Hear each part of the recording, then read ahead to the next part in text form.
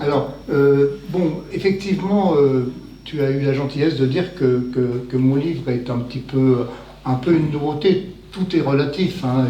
J'ai eu de prestigieux prédécesseurs.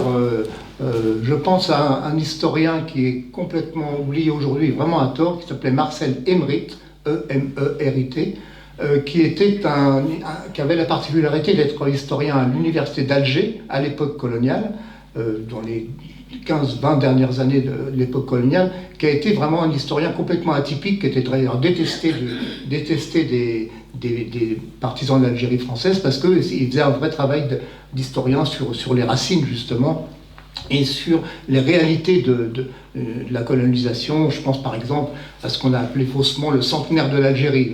Il faut savoir que les Français en 1930 ont fêté le centenaire de l'Algérie, donc 100 ans après la conquête, et d'après eux, donc, ça voulait dire que l'Algérie n'existait pas avant, ce qui était déjà significatif d'un certain état d'esprit.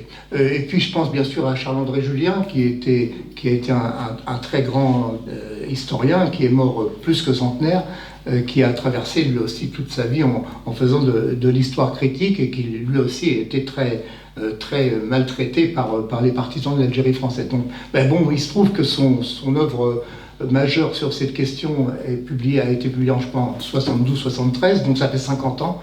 Donc je me suis mis à ce livre avec une première réflexion qui était à l'approche, donc ça date à peu près de 2022-2021, arrivé à ce moment-là, donc le 70e anniversaire du déclenchement de la guerre d'Indochine, de la guerre d'Algérie, donc 1er novembre 54, et à ce moment-là je me suis dit on va beaucoup parler de la guerre d'indépendance de l'Algérie, donc 54-62, mais quelles sont les racines?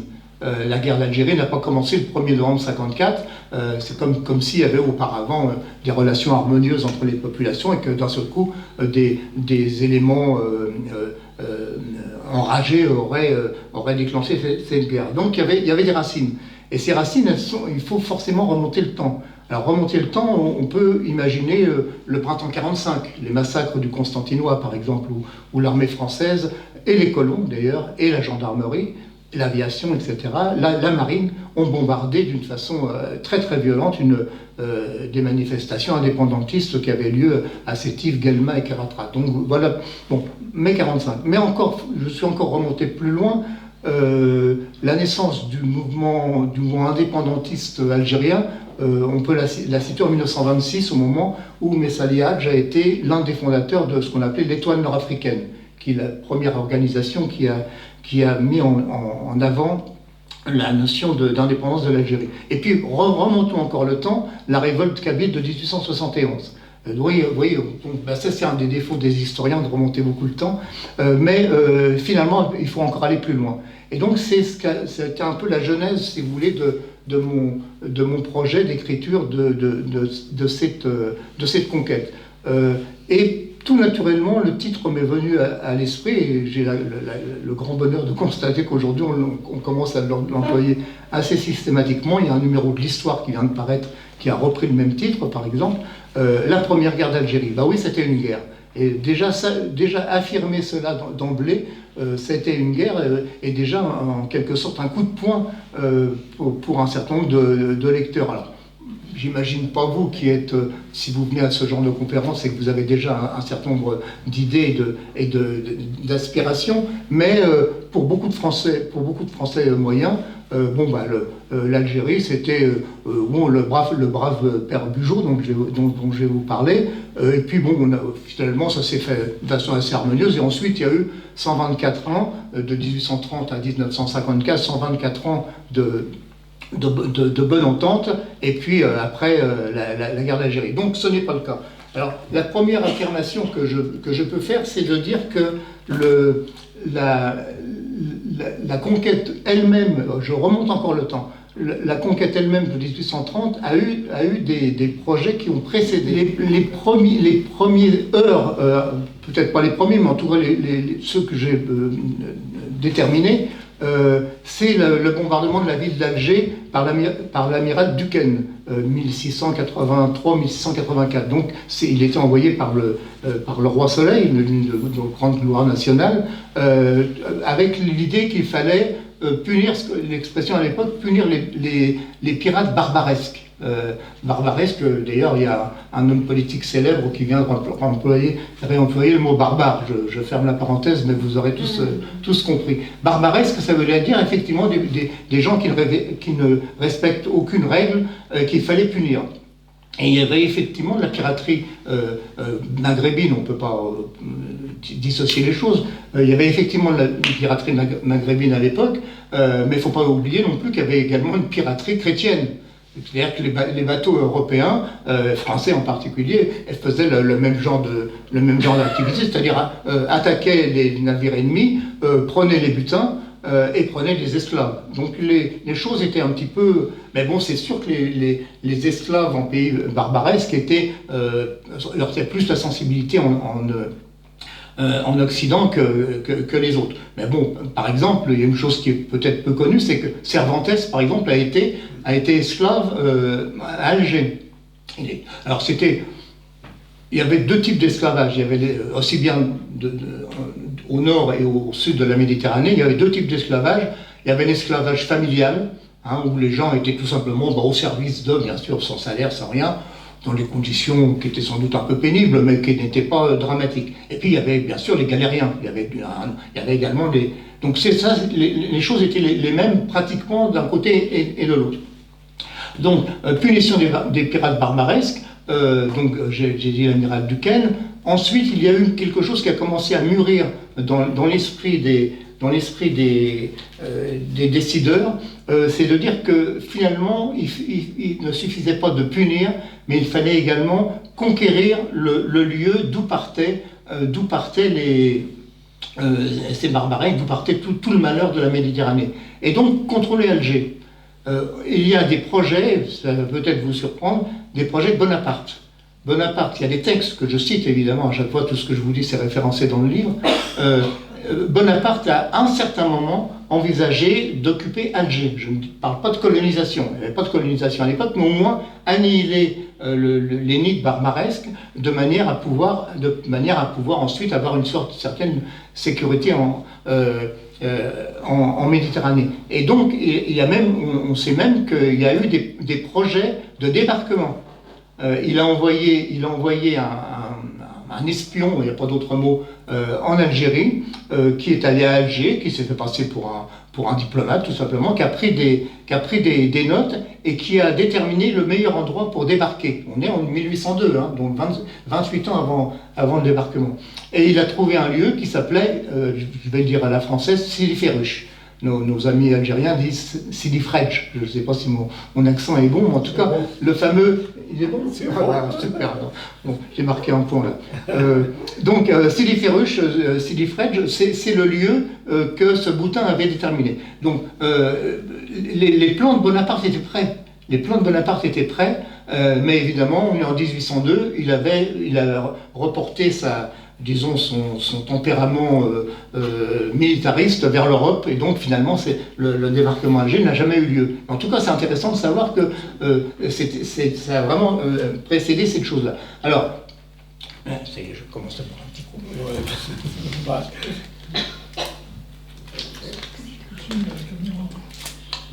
Donc, tout ça pour vous dire que l'intervention en 1830 n'a pas été du tout un phénomène spontané. Alors je rappelle quand même le fameux épisode du coup d'éventail, qui est une chose, certains encore aujourd'hui prétendent que c'est la cause de la conquête de l'Algérie. C'est évidemment complètement un fantasme. Il y a plusieurs causes sur lesquelles je reviendrai. Le coup d'éventail, c'est quoi? Eh bien, la régence d'Alger, je définirai tout de suite après la régence d'Alger. La régence d'Alger avait vendu aux armées de la Première République et du Premier Empire du blé. Parce que ce qui est entre parenthèses prouve que l'Algérie était une région fertile et une région bien cultivée. Pour vendre des milliers de quintaux aux armées françaises, il fallait bien cultiver son sol. Donc ce blé, la dette n'a jamais été honorée, n'a jamais été payée par la France. Et à un certain moment, un certain consul Deval est allé voir le Dey d'Alger, DEY, d'Alger pour... le Dey d'Alger l'a convoqué plutôt pour lui demander à quel moment la France honorerait ses dettes. Et le Deval a été, semble-t-il, assez méprisant, et donc il a reçu un coup d'éventail, ou certains de chasse-mouche, sur le visage. Donc il a été ni blessé ni rien, mais l'honneur français a été engagé. Mais là on est en avril 1827. Et donc la conquête c'est juin 1830. Donc il a fallu 3 ans pour que la France se dise, puis finalement on va venger Deval. Donc pendant cette période, il y a eu une sorte de montée en puissance il n'y a pas d'autre mot que la propagande en faveur de l'intervention. Là, on est sous le régime de la Restauration. Je vous rappelle, avant les Trois Glorieuses dont je vais parler après, c'est encore Charles X. Donc c'est Charles X et ses ministres, tout ça, parmi lesquels Guizot, par exemple, qui font monter un petit peu la température et qui disent à un certain moment, mais il faut faire l'intervention, il faut punir une fois de plus les barbaresques, il faut punir Alger. Conquérir Alger, dans un premier temps, on n'est pas encore dans l'idée qu'il va falloir coloniser. J'y tiens beaucoup, la colonisation n'était pas immédiatement dans les premiers projets. Alors, pour y arriver, l'armée française va mobiliser une force absolument considérable. La flotte française qui va partir à l'assaut d'Alger est de 38 000 hommes. 38 000 hommes, c'est-à-dire c'est à peu près les 2/3 de l'armée de Napoléon Ier, par exemple. Vous voyez, c'est vraiment une flotte. Il y avait une centaine de bateaux. Parmi lesquels des premiers bateaux à vapeur, d'ailleurs les bateaux à vapeur existaient, et ces 37 000 hommes, 38 000, vont se lancer à l'assaut donc de Sidi Ferruch dans un premier temps, et ensuite d'Alger. Sidi Ferruch, c'est le 14 juin 1830, et je peux même me permettre d'être très précis, puisque le comte de Bourmont, qui commandait le corps expéditionnaire, a marqué sur son carnet, il tenait un carnet, que le premier soldat qui a débarqué à Sidi Ferruch a débarqué à 4 h du matin. Donc on veut dire que la première guerre d'Algérie a commencé le 14 juin 1830 à 4 h du matin. Là-dessus, c'est assez précis. Et donc, il se trouve que... Alors, je vous parle maintenant de ce qu'était la régence d'Alger, pour vous montrer un petit peu l'autre partie. La régence d'Alger, comme son nom l'indique, ce n'était pas un État constitué, c'était une possession de l'Empire ottoman. Donc l'Empire ottoman qui dominait tout le bassin méditerranéen jusqu'aux frontières du Maroc. Le Maroc n'a jamais été ottoman. Jusqu'aux frontières du Maroc, cet empire ottoman avait en quelque sorte des gouverneurs. C'était pas une colonisation, il n'y avait pas de colons turcs sur les terres algériennes, mais c'était une colonisation, disons, administrative. C'est-à-dire qu'il y avait le Dey d'Alger qui était donc l'équivalent d'un gouverneur général qui donc gouvernait au nom de Constantinople, et il y avait des hauts fonctionnaires dans les autres villes. Il y avait un Bey, mais BEY cette fois-ci à Oran, et un autre à Constantine. Et puis il y avait une structure, mais très très peu étendue, une structure turque ottomane très très peu étendue. Et donc il y avait un petit peu ce statut particulier, mais avec quand même une certaine autonomie. Le Dey d'Alger, imaginez à l'époque les communications entre Alger et Constantinople, c'était 3 semaines aller, 3 semaines retour. Donc il y avait évidemment pas de possibilité. Il y avait peut-être quelques émissaires qui pouvaient faire la liaison, mais d'une façon générale, c'était vraiment une présence relativement faible, relativement en surface. Donc, la question qui peut se poser, c'est pourquoi l'Empire ottoman n'a pas réagi, puisque ça, après tout, c'est sa possession. L'Empire ottoman n'a pas réagi parce qu'il était déjà en extrême faiblesse. Il était déjà en extrême faiblesse. Pour ceux qui ont peut-être quelques rappels, quelques mémoires de cette chose-là, il y avait eu, en 1827, c'est-à-dire 3 ans avant la conquête de l'Algérie, il y avait eu la guerre de libération de la Grèce. La Grèce faisait partie de l'Empire ottoman. Il y a eu un mouvement de libération et donc une guerre que la flotte ottomane a perdue contre une alliance entre l'Angleterre, la Russie et la France. Donc la puissance ottomane était extrêmement affaiblie, donc la puissance ottomane a été dans l'incapacité de venir au secours de l'Algérie. Donc, 14 juin 1830, Siniferuge, l'armée française a pénétré très rapidement à l'intérieur des terres et après la ville d'Alger, donc qui était à peu près à 35-40 km de Siniferuge, après la ville d'Alger le 5 juillet. Vous voyez, 14 juin, 5 juillet, ça a été très très vite. Donc, à ce moment-là, et j'ai retrouvé ça dans la presse de l'époque, à ce moment-là, il y avait une sorte de triomphalisme. Oui, je vous rappelle ou je vous apprends peut-être que la presse de l'époque est consultable aujourd'hui, c'est un bonheur pour l'historien, sur le site de la Bibliothèque nationale qui s'appelle Gallica.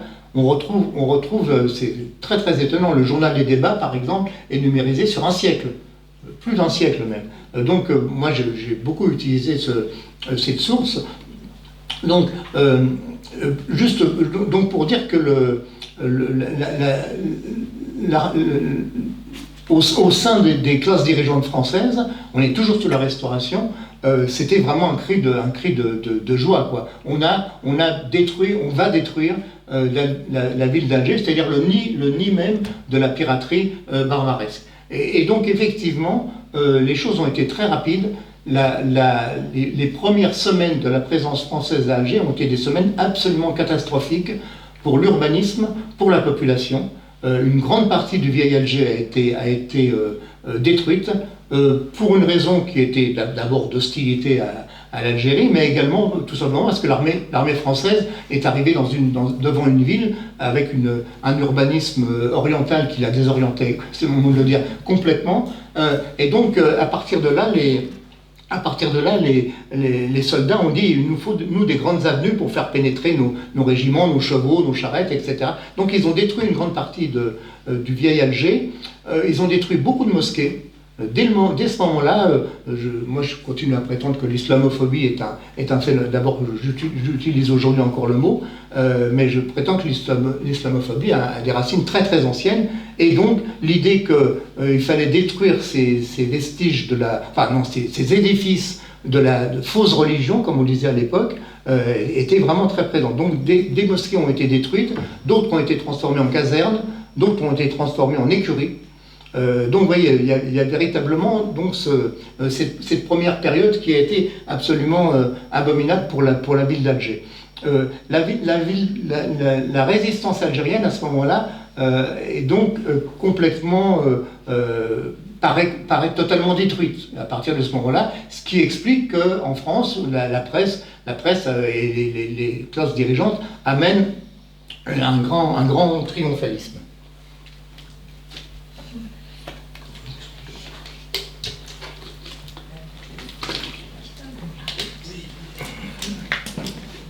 Alors, effectivement, cette période va être une période de conquête rapide. Je vous rappelle la date, 14 juin 1830, et comme vous avez tous été des bons élèves en histoire à l'école, vous vous rappelez que tout de suite après, il y a ce qu'on appelait les Trois Glorieuses. Donc là, c'est la Restauration qui prend l'initiative de la conquête, mais tout de suite après, donc les Trois Glorieuses, pour ceux qui passent à Paris, c'est la fameuse colonne de la place de la Bastille, 26, 27, 28 juillet 1830. Donc c'est Charles X s'enfuit, c'est la fin de la Restauration et c'est le début de ce qu'on appelait la monarchie de Juillet. Juillet parce que c'est en juillet 1830. Donc c'est Louis-Philippe qui arrive sur le trône, c'est une nouvelle classe. On peut dire que c'est en gros la fin du pouvoir de la noblesse la plus réactionnaire, et c'est le début de l'avènement de la bourgeoisie finalement, de cette monarchie de Juillet.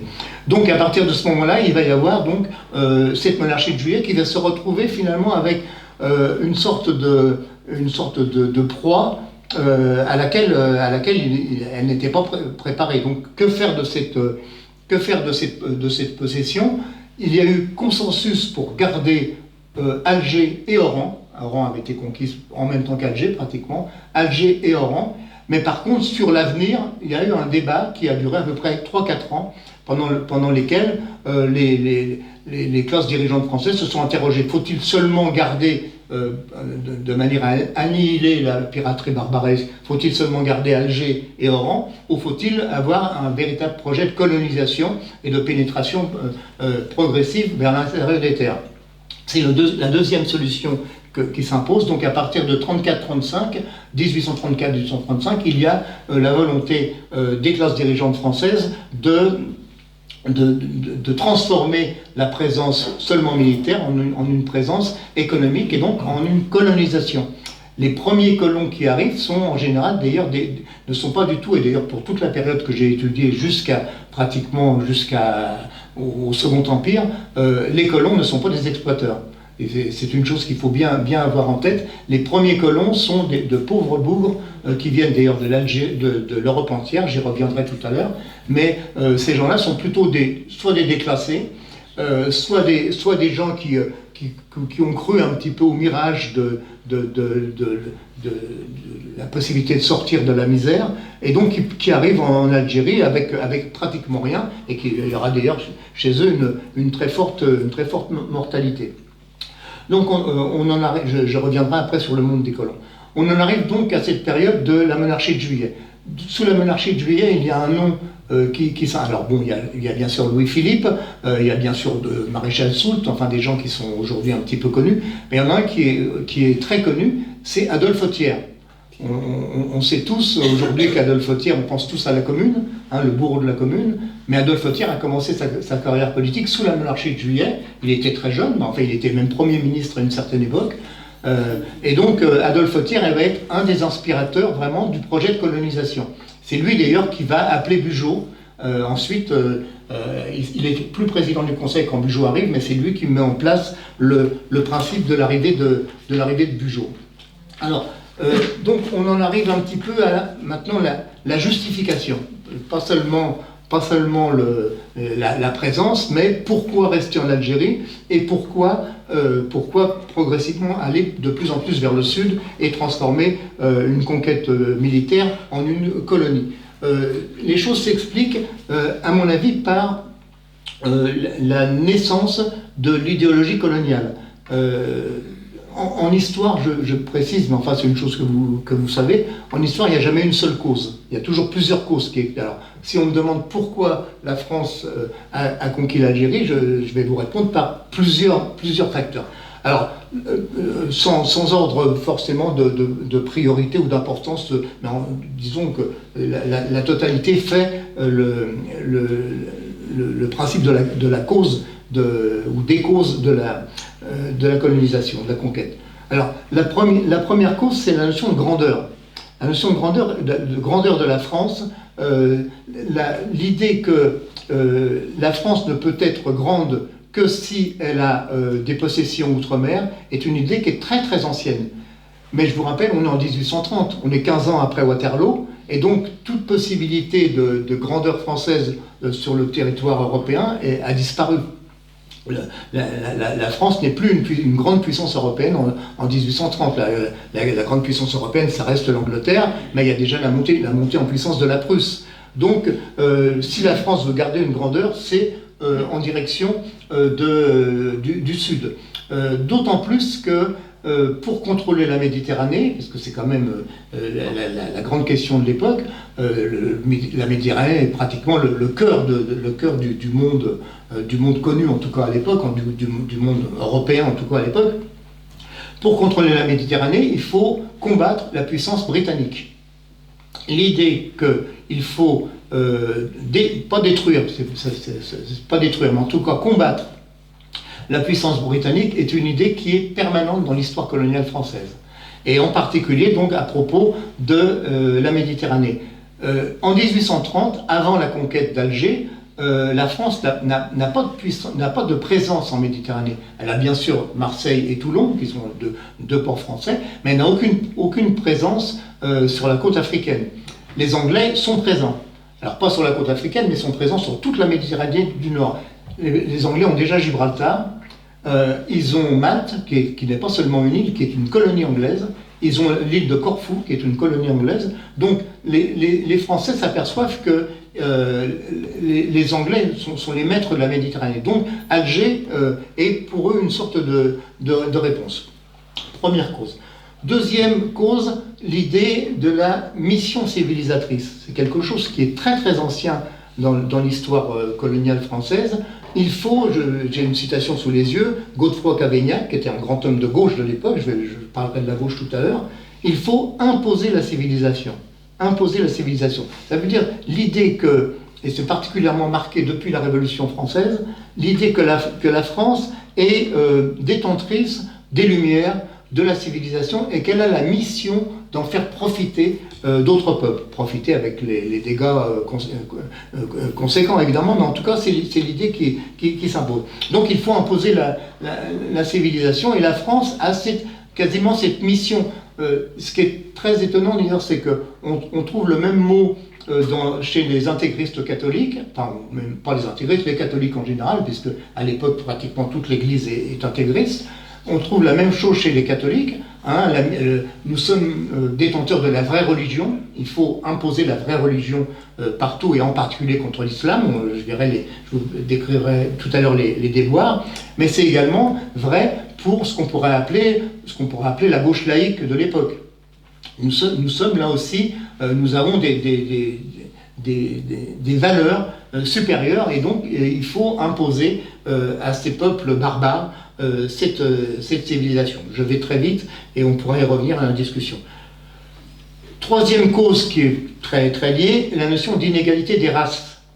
L'inégalité des races est très ancienne dans l'histoire de l'humanité, mais elle est très très marquée à l'époque que j'ai étudiée, en particulier par la publication d'un livre qui s'appelle « De l'inégalité parmi les races humaines », qui est, il suffit que j'en parle, du comte de Gobineau, 1843. Le comte de Gobineau qui écrit un livre qui est un véritable manuel. Aujourd'hui on appellera ça un manuel de racisme. On dirait, bon, il est d'extrême droite, donc on va pas, c'est même pas la peine de lui répondre. Mais si, justement à l'époque, il dit ce que pense l'immense majorité des Européens et des intellectuels. Il y a pratiquement, il y en a, je parlerai des exceptions, mais il y en a très peu. Donc, inégalité des races, il y a une sorte là aussi de théorisation de ce qui va devenir finalement la colonne vertébrale de toute l'idéologie coloniale pratiquement jusqu'à la fin. Quatrième peut-être cause, la notion d'Eldorado. L'Algérie est présentée, je cite des textes qui sont complètement démentiels dans mon livre, l'Algérie est présentée comme une terre de cocaïne que, bien sûr, les indigènes, avec les guillemets nécessaires de l'époque, mais c'est le mot qui est employé, on dit les indigènes, on dit les arabes, etc., on dit les musulmans aussi, ils sont incapables ils ont une terre magnifique, mais ils sont incapables de la mettre en valeur, donc nous, on va la mettre en valeur. Donc, donc l'envoi des colons dont je parlerai tout à l'heure, qui va venir ensuite, c'est de dire, on va montrer à ces feignants, l'expression est employée à l'époque, ou à ces incapables, comment mettre. Et nous, la France, donc d'une part les colons eux-mêmes vont s'enrichir, mais la France va s'enrichir. Cause tout à fait liée, la question sociale. Nous sommes à une époque où la misère en France est extraordinairement étendue et extrêmement profonde. Lisez Victor Hugo. Bon, Les Misérables, c'est 30 ans plus tard, hein, mais enfin, vous imaginez ce que pouvait être la situation des classes populaires dans les années 1830-1840. Victor Hugo a écrit a fait même pas un reportage, mais une mission parlementaire. Il est allé à Lille, il a écrit des textes magnifiques sur les caves de Lille. Les caves de Lille, et il dit, pendant un moment, il dit, je rencontre je rencontre une femme de 20 ans, j'ai l'impression que c'était une grand-mère tellement elle est tuée par le travail. Je rencontre des enfants qui sont havres. La mortalité infantile dans beaucoup de régions de France était absolument comparable à celle qui existe dans le tiers-monde d'aujourd'hui, par exemple. Donc voilà. Mais qui dit question sociale, dit révolte sociale. N'oubliez pas que 1830 est tout à fait contemporain de beaucoup de révoltes ouvrières, la révolte des Canuts, 1834. C'est contemporain également du manifeste communiste de Marx et Engels, 1847-48. Donc on est en pleine période c'est l'époque où le drapeau rouge apparaît sur les barricades, et donc évidemment la grande peur des classes dirigeantes, c'est de dire, eh bien on risque la révolution sociale, quoi. Et donc pour éviter la révolution sociale, il nous faut coloniser, il nous faut exporter la pauvreté outre-Méditerranée. On aurait dû prévoir un verre, hein. Non, c'est pas ça. Une coupe de champagne. Peut-être, ouais. Non, mais je prends la route après, je pourrais pas.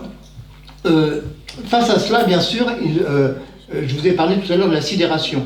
Donc, 14 juin 1830, Sidéféruche, 5 juillet 1830, prise d'Alger, et à ce moment-là, certains disent, bah, ça y est, l'Algérie est conquise, on va pas... Et c'était sans compter sur l'organisation des populations algériennes. Alors, les populations algériennes, à ce moment-là, tous les cadres ottomans, tous les cadres turcs sont partis. Et la plupart du temps, d'ailleurs, les Français leur ont dit prenez la mer et rentrez chez vous et on ne vous embête plus et vous ne nous embêtez plus. Donc les cadres, les populations algériennes se retrouvent sans dirigeants, les cadres ottomans sont partis, donc il va y avoir une période de sidération qui va durer à peu près 2 ans. Et au bout de 2 ans, en 1832, il va y avoir le regroupement des forces algériennes sous deux dirigeants. L'un est très connu, l'autre est un peu oublié. Celui qui est très connu, c'est Abdelkader. Et celui qui est un peu oublié, c'est ce qu'on appelait le Bey Hamed, qui était le Bey de Constantine. Donc à l'ouest de l'Algérie, c'est Abdelkader qui va devenir vraiment non seulement le symbole, mais véritablement le chef de la résistance algérienne. Abdelkader, en 1832, a 24 ans. Il est très jeune. Mais il a déjà une longue expérience. Oh, merci. C'est plus élégant quand même. Ouais, c'est sûr. Merci. Merci, Annie. Abdelkader, en 1832, a 24 ans. Mais c'est déjà un homme d'une très grande expérience. Il est déjà parti avec son père à la Mecque, donc il est Hajj. Il a déjà combattu aux côtés de son père. Et lorsque les tribus algériennes, alors ce n'est pas encore une résistance nationale, c'est une résistance de l'addition de plusieurs tribus. On verra après la notion de nation algérienne. Mais en tout cas, c'est déjà l'expression d'une volonté de résistance, de résister à l'étranger. L'étranger qui vient de conquérir la terre algérienne et qui vient déjà de détruire les mosquées. Donc la dimension religieuse est importante.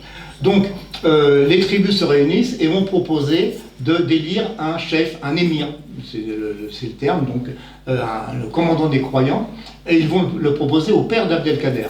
Le père d'Abdelkader à l'époque est âgé, effectivement il mourra 2-3 ans plus tard, et donc il va dire non, je suis trop vieux, je vous propose mon fils. Et donc son fils a déjà un grand prestige, et donc Abdelkader va être nommé l'émir donc il va unifier les tribus.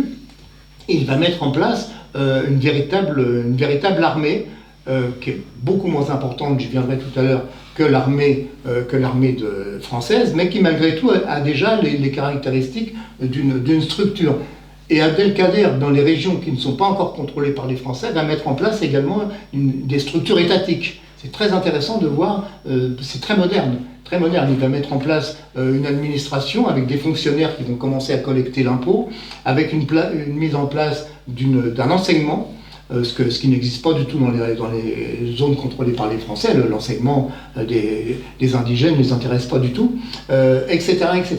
Donc il va y avoir donc, un petit peu cette unification, et Abdelkader va très rapidement J'y reviendrai tout à l'heure quand je parlerai de Bugeaud, mais Abdelkader va très rapidement mettre en place ce qu'on appelle une guérilla. Le mot guérilla existe à l'époque, il est déjà, il existe depuis la première guerre d'Espagne. En tout cas, Abdelkader va mettre en place une guérilla, c'est-à-dire tout simplement lutter contre une armée plus puissante avec un harcèlement, mais je décrirai ça tout à l'heure. Alors, lorsque les Français s'aperçoivent qu'il y a cette résistance, dans un premier temps, bon, il y avait effectivement déjà des exactions, déjà des crimes, mais enfin, bon, grosso modo, ils avaient l'impression de contrôler le terrain. À partir du moment où ils s'aperçoivent qu'il y a en face d'eux une résistance organisée, donc la monarchie de Juillet va envoyer ses plus féroces officiers en Algérie pour essayer de mater la résistance. Alors, les officiers français, bon, le plus célèbre c'est Bugeaud, mais il y en a d'autres qui ont été également tout à fait féroces, et je vous décrirai après des choses. Je vous avoue que parfois c'était même la partie la plus difficile à rédiger, parce qu'il y a véritablement des descriptions absolument abominables, apocalyptiques des pratiques de l'armée française. Donc les officiers, c'est donc Bugeaud, Lamoricière, Saint-Arnaud, Cavaignac, Pélissier, donc des noms que vous avez peut-être déjà croisés. Tous ces gens-là sont des gens qui ont la mission, et qui vont l'accomplir avec joie et bonheur, la mission d'éradiquer au maximum la résistance algérienne. L'éradication sera d'autant plus violente que la résistance algérienne s'appuie sur la population. On ne pourrait pas comprendre que l'armée française a été mise en échec pendant toute cette période s'il n'y avait pas eu une complicité et une aide de la population aux troupes d'Abdelkader et aux troupes du Béhamed. L'armée française, à l'apogée de l'engagement, c'est 100 000 hommes. 100 000 soldats qui vont sillonner, c'est véritablement des colonnes infernales qui vont sillonner toute l'Algérie et qui vont porter, pas seulement contre les combattants algériens, mais contre les populations, qui vont porter véritablement le désespoir et la misère. Alors, les pratiques, je vous les cite rapidement. La pratique la plus violente, enfin la plus massive de cette guerre contre la population, c'est ce qu'on appelait les razzias.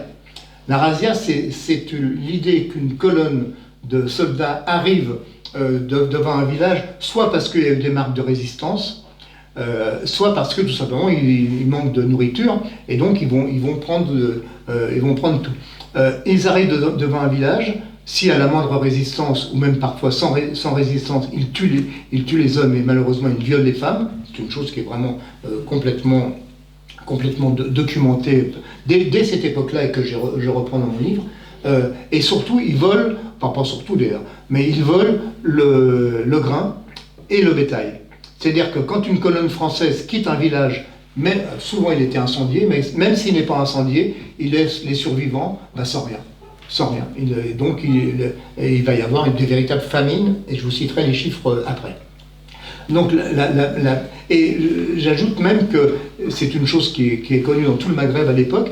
Il y avait des réserves, il y avait des silos, souvent qui étaient des silos enterrés près des villages, et donc les colonnes de soldats vont pratiquer l'interrogatoire, parfois par la torture, pour essayer de savoir où sont ces silos. Et lorsqu'ils les trouveront, mais ils prendront évidemment tout le grain qu'ils pourront prendre, et le reste, ils y mettront le feu. Donc ils détruiront toute nourriture, et donc, encore une fois, la famine. Autre mesure, bon, je suis désolé, c'est pas très agréable à entendre, les décapitations. Les décapitations sont un phénomène de masse.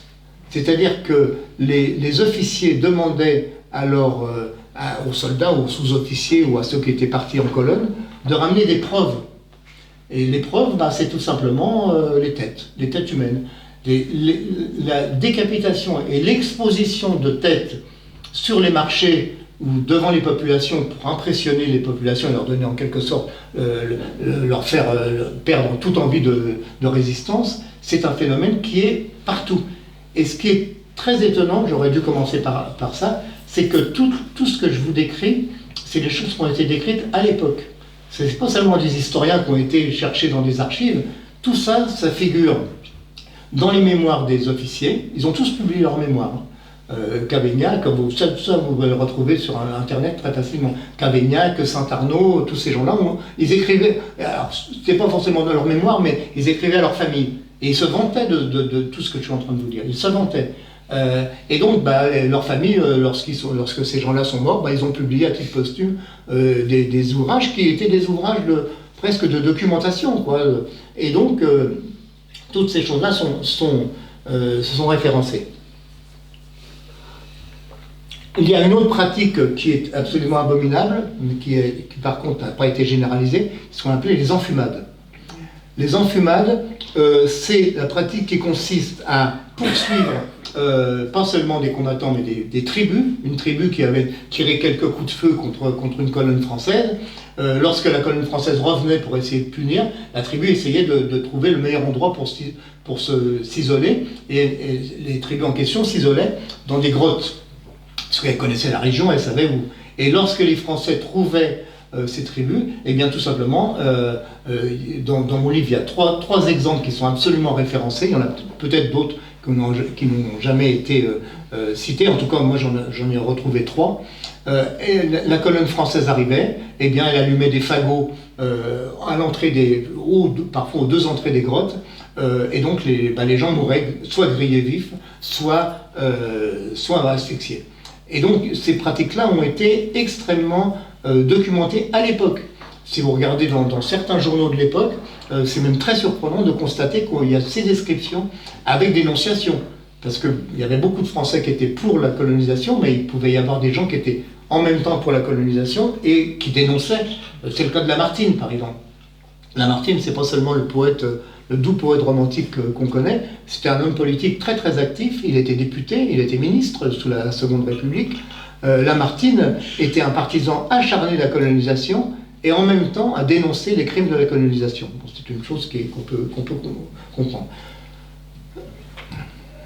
Et bon, je passe sur ces choses-là, mais il y a eu beaucoup de crimes de la colonisation, de villages qui ont été entièrement rasés. Bon, j'imagine que vous avez tous à l'esprit la sortie de Jean-Michel Apathy sur les Oradours, donc je pense que ça viendra dans la discussion. Je ne fais pas d'anachronisme, j'en parle pas maintenant, mais en tout cas c'est quelque chose qui est, pour un historien, qui n'est pas du tout une découverte. Hein. Alors, j'en viens maintenant, donc, alors la conquête, c'est une chose, mais la conquête a un but. La conquête a un but, c'est la colonisation des terres. L'idée que la France devait coloniser, je l'ai dit tout à l'heure, elle n'est pas venue immédiatement en 1830, mais progressivement, au fur et à mesure que l'armée contrôlait le territoire, c'était très long, hein, puisque j'en parlerai tout à l'heure, mais la reddition d'Abdelkader, c'est décembre 1847.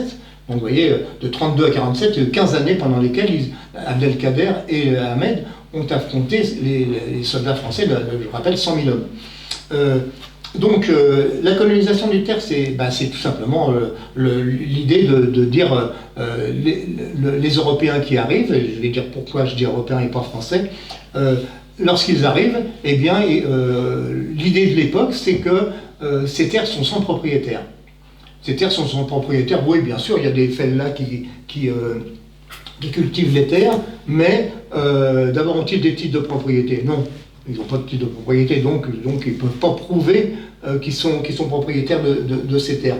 La notion de titre de propriété est une notion qui d'abord en France n'était pas si ancienne que ça, mais qui était installée en France, mais qui échappait complètement à l'immense majorité de toutes les terres colonisées. Hein. C'était pratiquement, pour une raison très simple, c'est que lorsque une famille algérienne cultivait la terre depuis au vu et au sud de toute la communauté villageoise, eh ben on savait que cette parcelle de terre était colonisée par telle famille, Et d'ailleurs, la génération d'avant et les générations d'avant cultivaient la même parcelle de terre, donc c'était acquis. Il n'y avait pas besoin d'ajouter à cela qu'on imagine que ce n'était pas une civilisation de l'écrit. Dans la société paysanne algérienne, il n'y avait pas des parchemins sur lesquels on avait écrit les titres de propriété. Les maisons étaient souvent en torchis, donc il n'y avait pas de titre de propriété. Donc les Français qui arrivent disent tu n'as pas de titre de propriété, tu cèdes la place. C'était un phénomène aussi simple que ça, et aussi généralisé. Donc l'accaparement des terres a été quelque chose d'absolument massif, et les résultats, c'est que l'immense majorité des terres les plus riches, c'est-à-dire entre la côte méditerranéenne et les 100 ou 150 km à l'intérieur des terres, ont été très rapidement colonisées par les Européens. Parfois d'ailleurs, que faisaient les indigènes? Tout simplement, soit ils restaient sur place et ils pouvaient, dans le meilleur des cas, devenir ouvriers agricoles. Sur leur propre terre, ils devenaient des salariés avec d'ailleurs des salaires que vous imaginez. Soit ils partaient vers le sud, mais vers le sud, les terres étaient de plus en plus arides, et donc de nouveau famine, et je parlerai tout à l'heure du bilan global, du bilan numérisé, numérique global. Alors, ce qu'il faut savoir, c'est que c'est peut-être très étonnant à entendre, c'est que l'armée française a conquis l'Algérie, mais elle n'a pas conquis l'Algérie pour les colons français.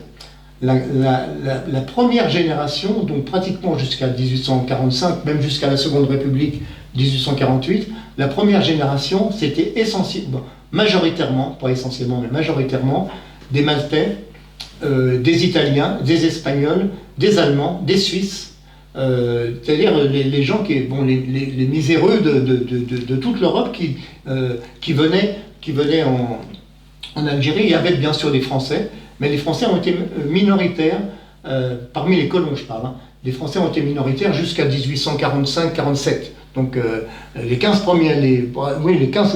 premières années de la colonisation, les colons français ont été minoritaires. Ces colons ont été, je dirais, des victimes collatérales de la colonisation.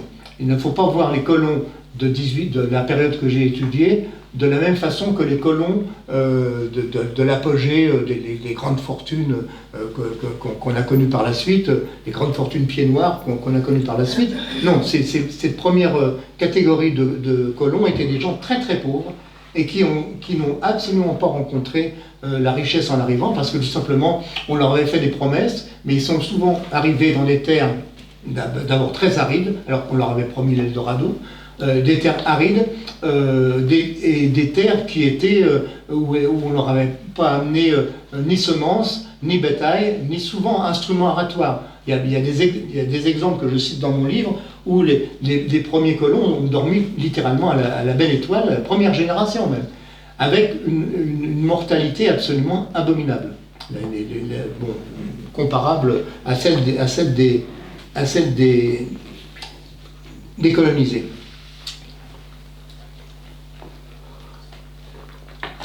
Finalement, si on essaie de faire un bilan de cette période, on s'aperçoit que pratiquement toutes les populations ont été des victimes de la colonisation. C'est une chose qu'il faut...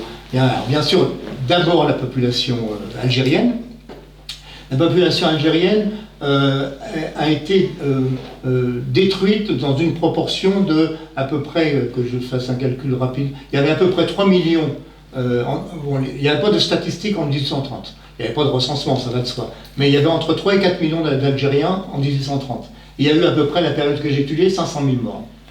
Donc 500 000 morts, si je calcule bien, ça fait 10, 12, 13%. 12-13% de morts dans la population. En dehors, parmi ces morts, c'est essentiellement les civils. Les cavaliers d'Abdelkader mouraient au combat, ils mouraient au combat, mais c'était quelques centaines d'individus par-ci par-là. Mais l'immense majorité, c'était des morts civils, donc des paysans ou des gens des villes. Première cause, les famines. Je ne reviens pas, j'ai expliqué plusieurs fois. Les famines. Deuxième cause, les maladies.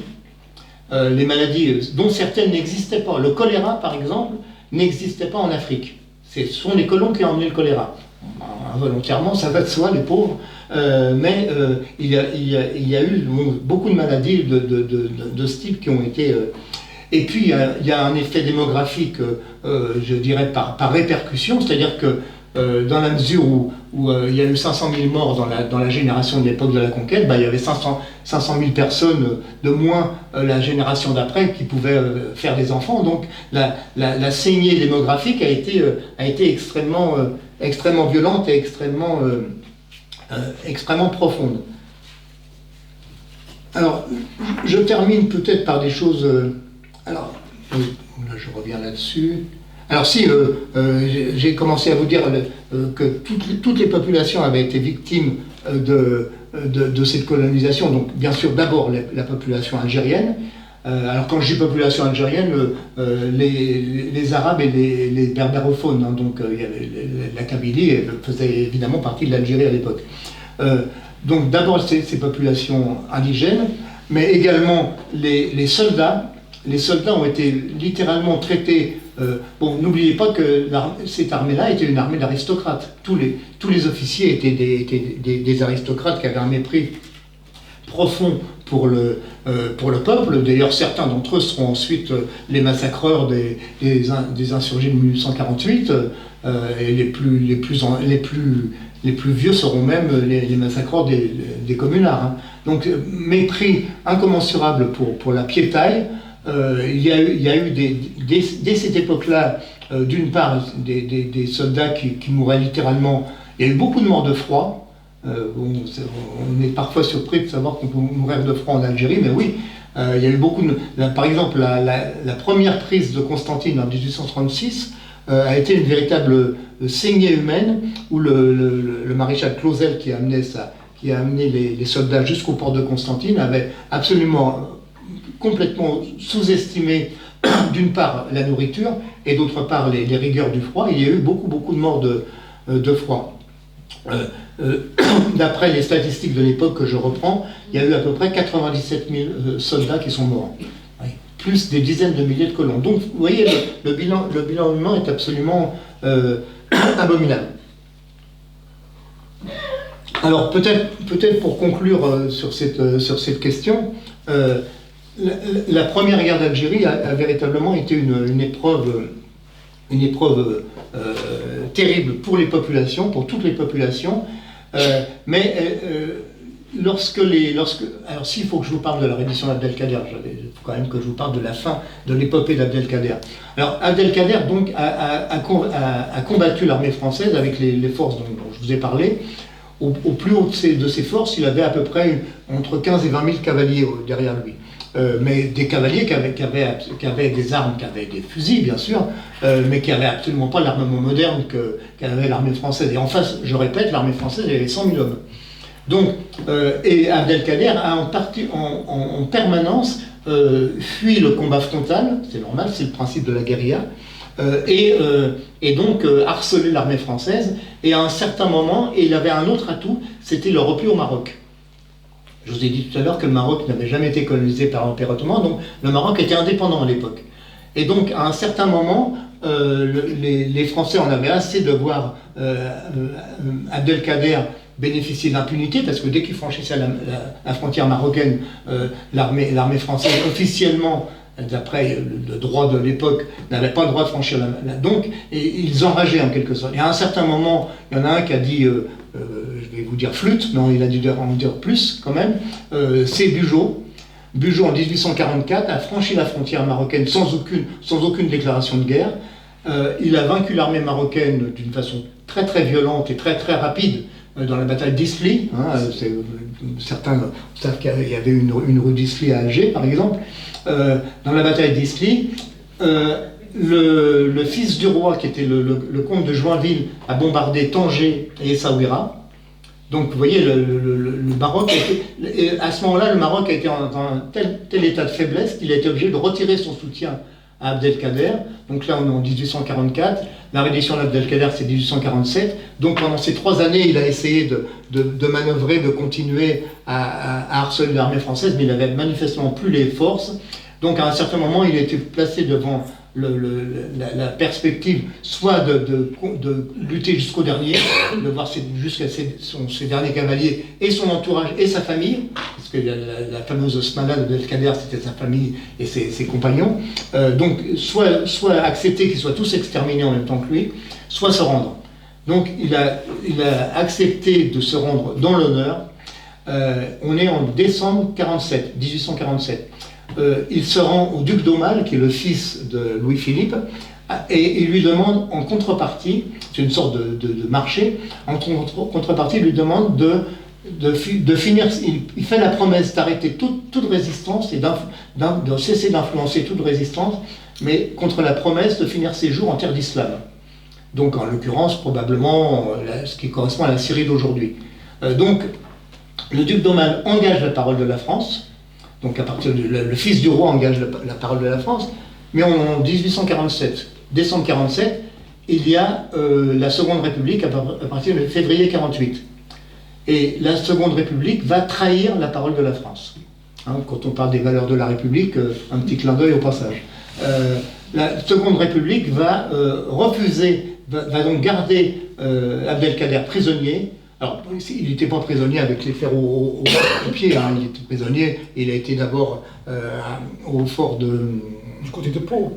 Non, d'abord à Toulon, ensuite à Pau et ensuite à Amboise. Bon, c'était ce qu'on peut appeler un exil doré, mais malgré tout, la France a trahi sa parole, et celui qui a finalement tenu la parole de la France, c'est Louis-Napoléon Bonaparte, le futur Napoléon III, qui va rendre visite à Abdelkader donc en 51, et il lui dit la France a été parjure, mais moi je vais réparer ce parjure, et donc Abdelkader va avoir l'autorisation de finir ses jours finalement en terre d'islam, dont il mourra finalement à Damas. Et le bey Ahmed se rendra lui en février 48. Donc vous voyez tout ça. Donc c'est à l'époque, on peut reprendre le même schéma qu'en 1830, les Français se disent ça y est, c'est fini, la conquête de l'Algérie est achevée, Abdelkader, qui était notre ennemi puissant, a rendu les armes, et le bey Ahmed a rendu les armes, donc l'Algérie est définitivement française. C'était oublié qu'il y avait toujours des germes de résistance, la révolte kabyle de 1871, sur laquelle j'ai pas travaillé, mon bouquin s'arrête avant, et puis un sentiment indépendantiste qui n'a jamais disparu. Lorsque Messali Hadj, en 1926, crée l'étoile nord-africaine et qu'il dit l'objectif final c'est l'indépendance de l'Algérie, ils disent que, alors je dis pas que tous les Algériens pensaient ça, mais il trace le sillon et il est un petit peu en quelque sorte le précurseur d'un sentiment très, très profond dans la population algérienne qui va finalement se manifester par l'insurrection de novembre 54 et ensuite une guerre de libération de 54 à 62. Je vous remercie.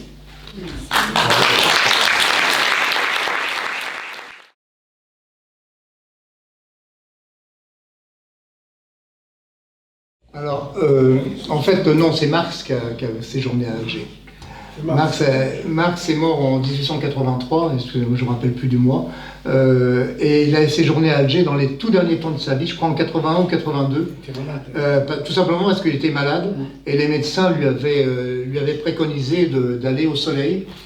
Et donc, Dieu ne devait pas être très content de Marx, parce que c'était l'une des seules années où il n'y a pas eu de soleil à Alger, où ça a crachiné. Donc, il est rentré à Londres après. Que bon, à Londres, le crachant était quand même plus normal. Mais à l'époque, il n'a pas écrit de choses sur la colonisation. Il a écrit il a parlé un petit. Il a été reçu par un militant socialiste. Socialiste de cette période-là, et donc il s'est plus intéressé à l'organisation du mouvement socialiste chez les Européens qu'au sort des indigènes. Donc c'était une chose qui était pas, mais bon, on est quand même à la veille des grandes vagues bon, bien sûr, il y a déjà eu la colonisation de l'Algérie. Mais la grande vague de colonisation la fin du 19e siècle, Marx l'a pas vécu. Il est mort en 83, la conquête du Tonkin c'est 85, la conquête de la Tunisie c'est 81. Vous voyez, bon, tout ça c'est peu. Donc il n'avait pas encore ce regard qu'a pu avoir son successeur Lénine, par exemple. Lénine a écrit L'impérialisme, stade souverain du capitalisme, où lui, effectivement, il avait une vision plus, par définition, c'est un ouvrage de 1916, je crois, donc il avait une vision plus globale sur l'évolution et sur le colonialisme qui était à ce moment-là à son apogée. Bon, il y a des écrits de Marx sur la colonisation, en particulier sur la colonisation de l'Inde. Il y a une sorte, c'est un petit peu difficile à décrire, je pense qu'on peut parler d'une sorte d'attrait-répulsion pour la colonisation. Attrait parce que il considérait que le fait que la colonisation exportait le capitalisme et donc exportait les futurs fossoyeurs du capitalisme était finalement un phénomène qui historiquement était positif. Bon, ça ne l'a pas empêché de dénoncer, et Engels a écrit plus encore là-dessus, ça ne l'a pas empêché de dénoncer les conséquences, les effets, les famines, etc. Mais sur l'analyse propre du colonialisme, je pense que les choses n'étaient pas encore suffisamment mûres pour qu'il les étudie d'une façon complète. Donc aujourd'hui, ça nous paraît sans doute absolument insuffisant. Mais j'ajoute tout de suite que, et ça je ne l'ai pas dit, mais c'est dans mon bouquin, la gauche française a été férocement colonialiste. À l'époque, je parle de l'époque que je connais, je ne fais pas de procès d'intention, après on peut discuter d'autres périodes. Mais à l'époque, ce qu'on appelait les républicains, ou les premiers socialistes, ont été partisans très très forts de la colonisation. Alors sur un thème qui nous paraît aujourd'hui complètement étonnant et même imbécile, de dire nous allons arriver sur des terres vierges et nous allons pouvoir enfin montrer la supériorité du socialisme. C'est quelque chose. Fourier, par exemple, a écrit des choses sur la nécessité de créer des phalanstères, c'est-à-dire des sociétés égalitaires, en Algérie. Les Saint-Simoniens ont été des alliés de fait des conquérants de l'Algérie. Mais au nom justement des valeurs supérieures des Lumières françaises dont ils se voulaient les héritiers. Il y a par exemple, les canuts lyonnais, par ailleurs on leur doit toute notre estime, leur gloire, mais les canuts lyonnais en même temps ont un peu mordu à l'hameçon de dire ah oui, pour échapper à notre misère, on peut partir en Algérie parce que là-bas effectivement on aura une vie nouvelle. Et je vous signale d'ailleurs qu'il y a un journal qui est publié intégralement, qui est numérisé intégralement sur le site de l'École normale supérieure de Lyon, qui s'appelle L'Écho de la Fabrique, qui était le journal des ouvriers, qui était un journal rédigé par les ouvriers, donc des années 1830, 1835, 40, qui est totalement partisan de la colonisation. Donc il y avait cette idée, et puis après, dans la gauche française, la gauche, ça veut dire beaucoup de choses, ça veut dire aussi bien le Parti socialiste qui a quand même été très souvent du côté de la colonisation, que les anarchistes qui ont été adversaires de la colonisation, que les communistes qui ont eu des variations, mais en tout cas qui globalement ont quand même été souvent opposés à la colonisation et qui ont été des militants importants. Donc tout ça c'est les héritiers, mais la période que j'ai étudiée, il n'y a pratiquement aucune exception d'hommes de gauche qui a dénoncé la colonisation.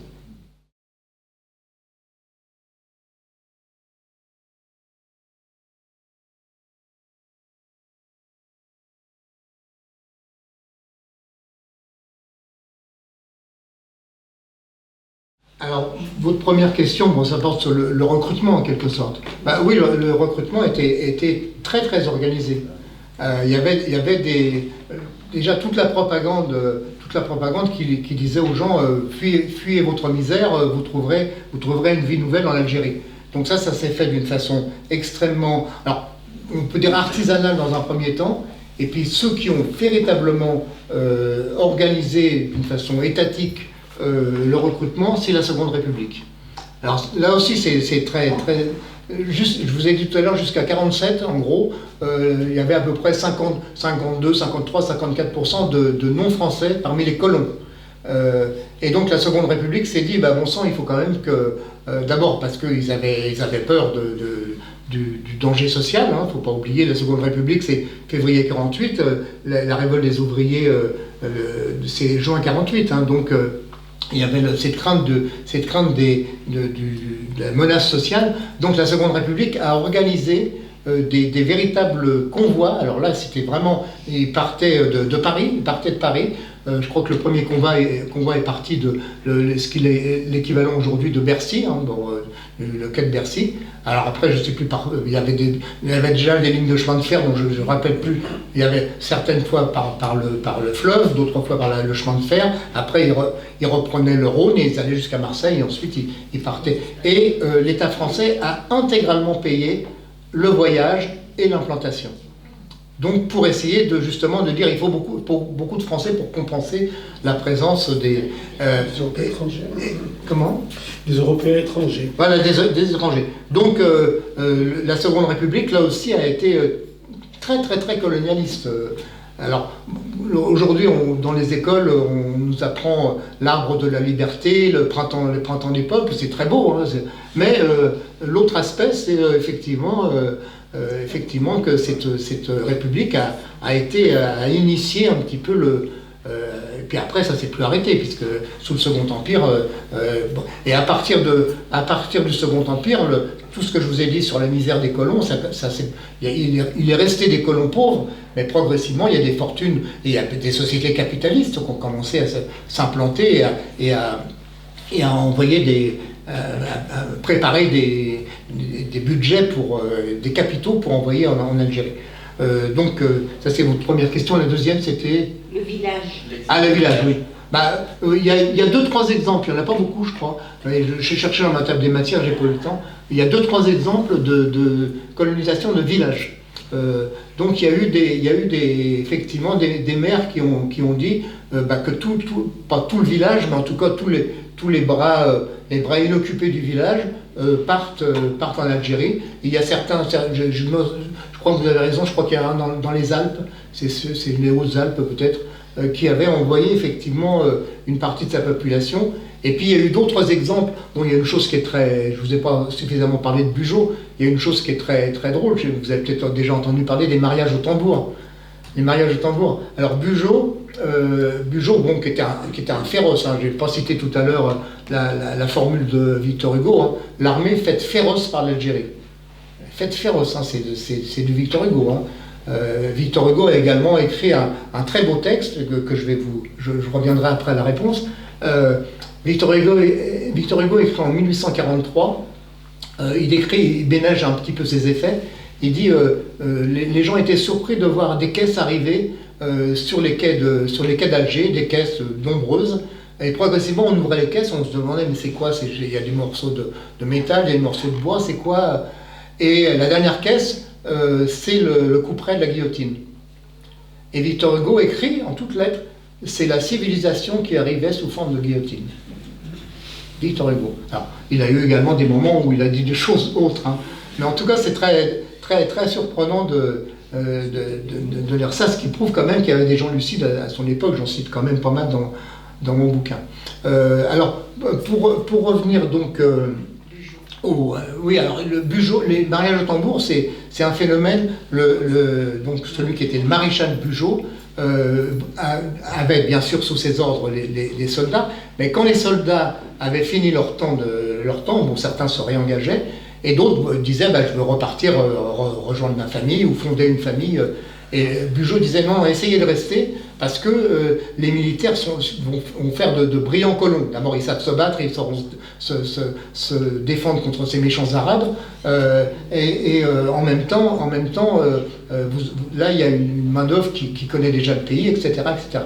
Mais le problème, c'est que Bugeaud était bien gentil, mais il voulait se marier quand même, ces gens-là. Et donc, Bugeaud a contacté la municipalité de Toulon, et a demandé à la municipalité de Toulon de sélectionner des jeunes filles à marier. Alors c'était en général des jeunes filles, des jeunes orphelines qui étaient prises en charge par les sœurs, et qui étaient alors on leur donnait de l'argent, on leur préparait un trousseau, on donnait de l'argent aux militaires qui acceptaient de rester colons. Et ensuite, Bugeaud a amené donc ces soldats, il les a amenés jusqu'à Toulon. Je pense pas qu'ils ont eu beaucoup le choix. C'est le hasard qui a fait les couples un petit peu. Et quand ils sont revenus en Algérie, donc ces couples constitués, ils ont été mariés au tambour. Donc voilà, c'est d'où l'expression mariage au tambour. Donc vous voyez, c'est un petit peu l'esprit de l'époque.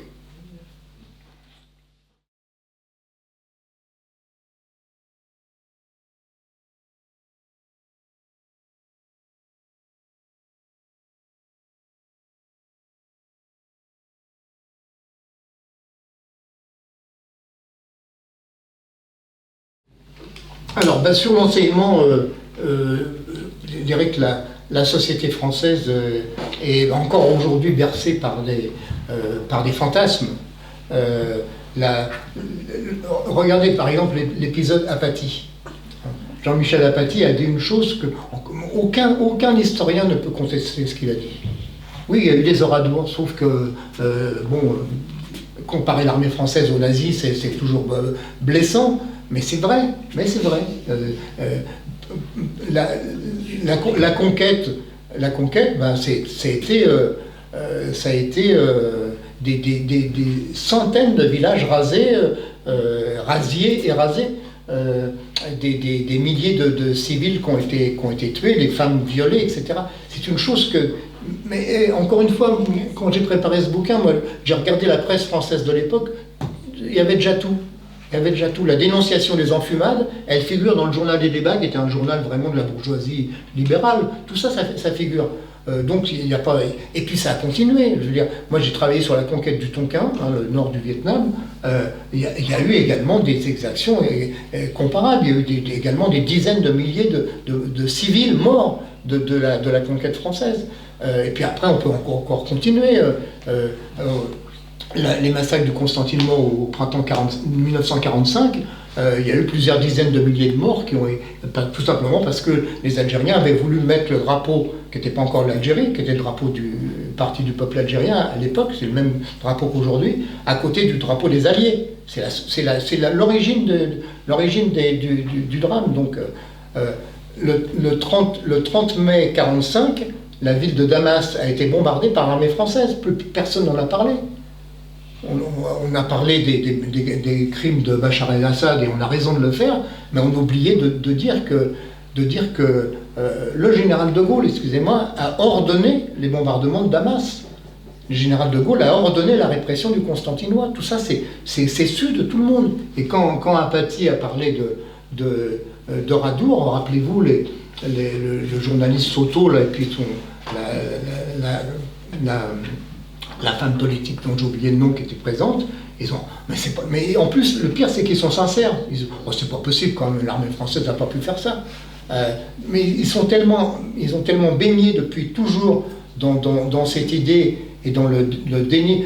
Parler à un Français moyen, ou même à un homme politique moyen du bombardement de Damas en mai 1945, on était en Syrie, moi j'avais oublié, oui. Ah oui, la France avait un mandat et elle n'a jamais voulu.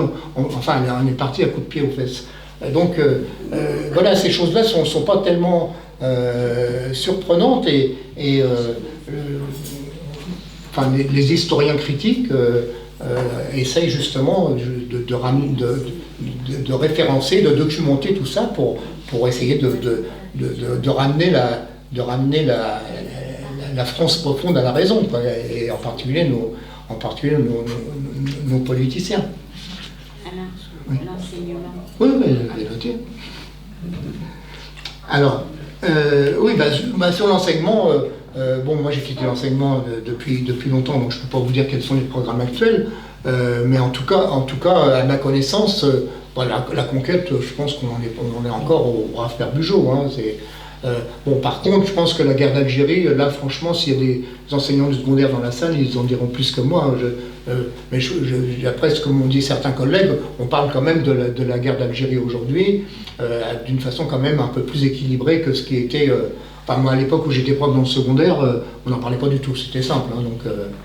Mais aujourd'hui, je pense qu'il y a quand même un minimum d'ouverture, ne serait-ce que parce que dans la société française d'aujourd'hui, il va y avoir un certain nombre de descendants justement des combattants algériens ou marocains ou tunisiens qui ont subi la répression coloniale et qui ont besoin de savoir quelle est...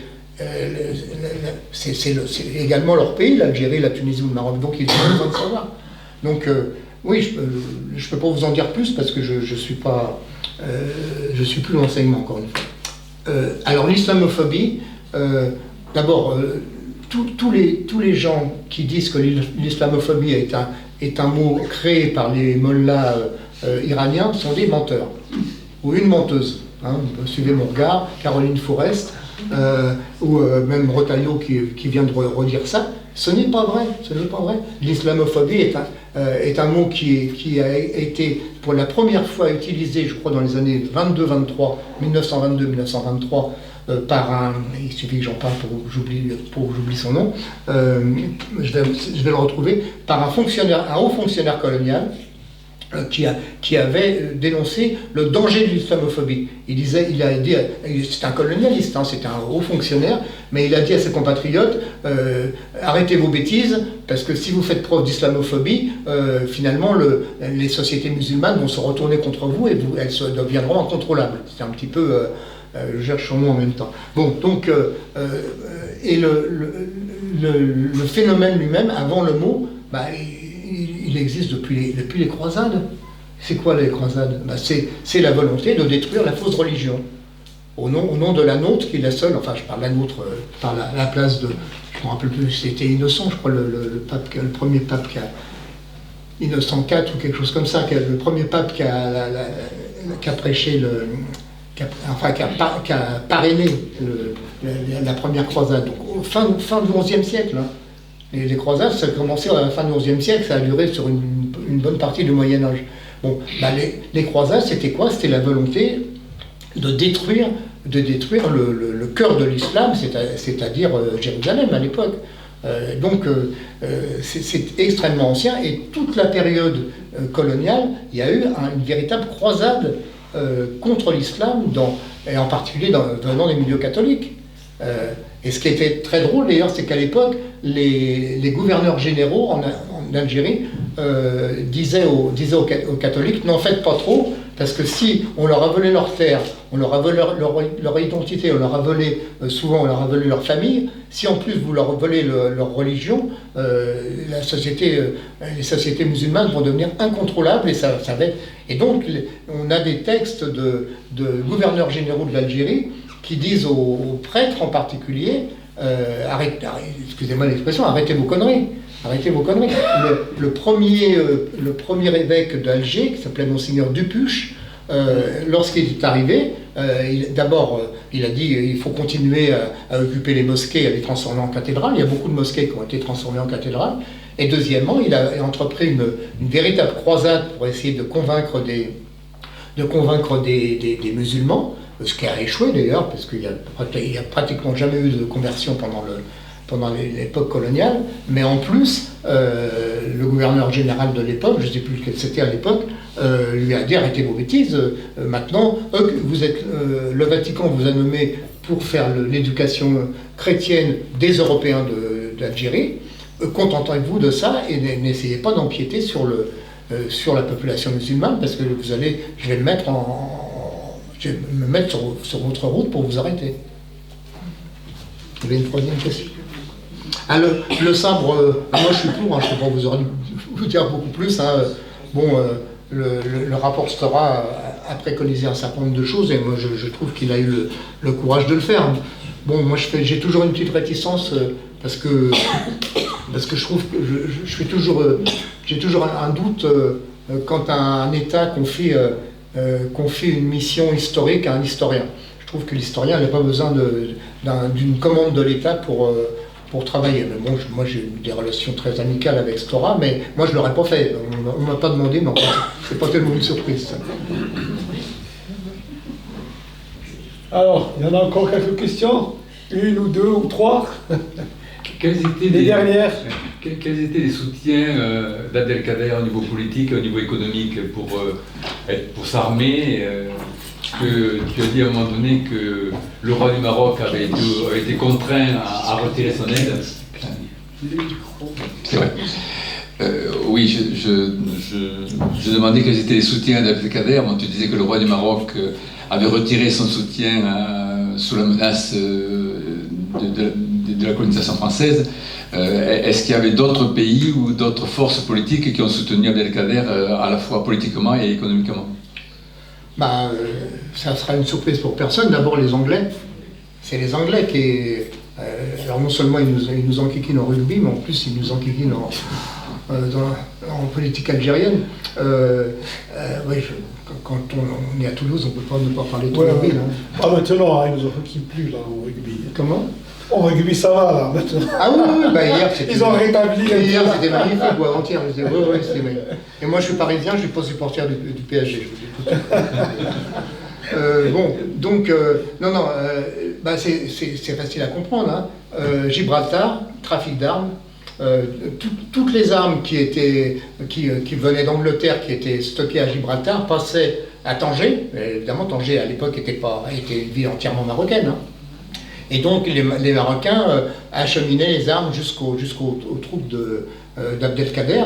Et donc c'était le soutien, vraiment le soutien principal. Mais les autres pays, bon, l'Empire ottoman, je l'ai dit, était dans l'incapacité d'aider Abdelkader. Et donc, il y avait le soutien anglais, mais il était quand même très fort. Et puis le soutien marocain.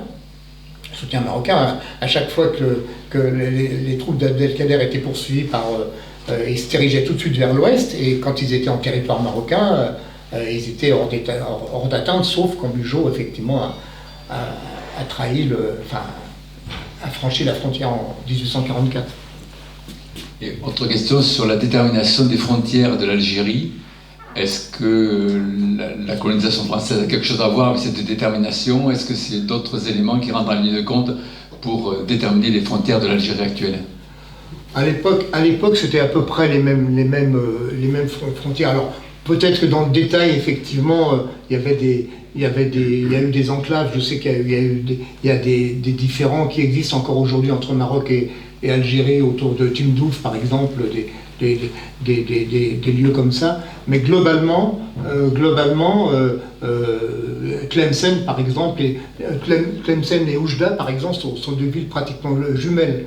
Hein, il y a pratiquement la même culture, la même cuisine, entre Tlemcen en Algérie et Oujda au Maroc. Mais dès cette époque-là, Tlemcen était une ville contrôlée, avant l'arrivée des Français, contrôlée par l'Algérie, par l'Algérie ottomane, et Oujda était, pas loin de la frontière, était donc déjà en territoire marocain. Donc, c'est une réponse un peu imprécise. Je ne sais pas exactement quelles ont été les modifications au cours de l'histoire de l'Algérie coloniale, donc a duré 132 ans. Mais je sais qu'il y a eu après un différend entre Maroc et Algérie, avec la guerre des sables qui a été un véritable drame pour les deux peuples. Mais au sud, il y a beaucoup de frontières de pays qui ont été déterminées par la colonisation. On voit que l'Algérie descend très bas dans le Sahara. En fait, à l'époque, ce qu'on a pu appeler l'Algérie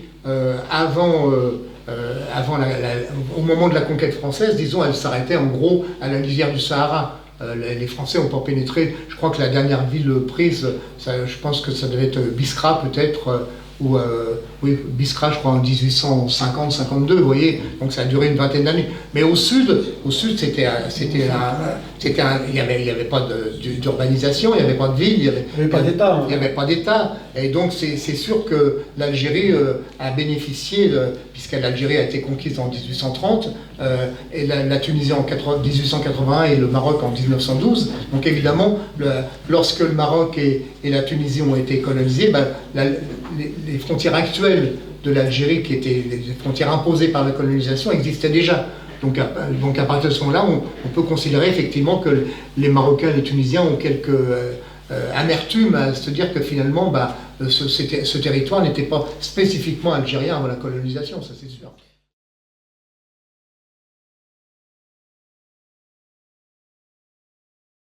Alors il y a un deuxième cas qui est tristement d'actualité, c'est la Kanaki Nouvelle-Calédonie. Hein.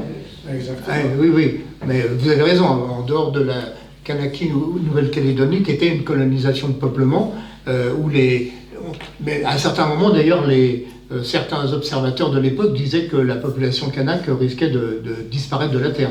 C'est de la surface de la Terre, parce qu'il y a vraiment eu un phénomène d'extermination.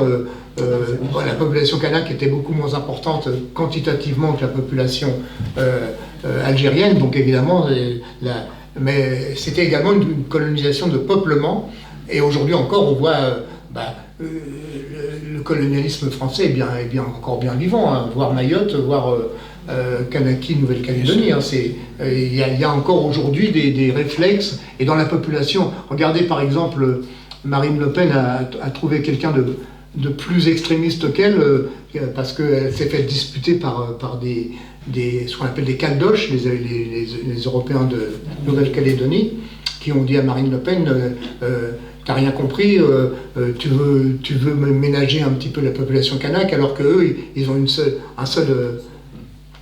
idée, c'est de haïr les Blancs. Ben, ça, c'est des choses que moi j'ai lues quand j'ai préparé mon bouquin sur la nostalgérie. Hein. C'est le même langage que les gens de l'OAS ou que les gens de l'Algérie française, les forcenés de l'Algérie française, c'est le même type de langage. Donc oui, il y a un deuxième exemple de colonie de peuplement, mais avant, sinon le premier c'était effectivement l'Algérie, et ça je l'ai dit, puisque j'ai même cité les chiffres. Il faut savoir que la Nouvelle-Calédonie, comme le Sahara occidental, sont inscrits à l'ONU comme une question à décoloniser, quoi. C'est-à-dire, elle est inscrite à la 4e commission, qui est la commission chargée des questions de décolonisation. Et la Nouvelle-Calédonie, comme le Sahara occidental, sont considérés comme les derniers territoires. Ouais. Le micro. Ouais. Donc voilà, c'était juste pour dire que beaucoup de gens ignorent que la Nouvelle-Calédonie est considérée par la communauté internationale, par l'ONU, comme un territoire qui est colonisé, où le peuple n'a pas exercé son droit à l'autodétermination. Et j'ajoute Mayotte. Et Mayotte aussi. Mayotte aussi, parce que les Adjouans, c'est-à-dire la grande île de Mayotte, etc., ils font des démarches au niveau de l'ONU, etc., pour demander le retour de l'île sous la souveraineté mahoraise, quoi. Ouais. Voilà, écoutez, je pense qu'on a fini cette soirée.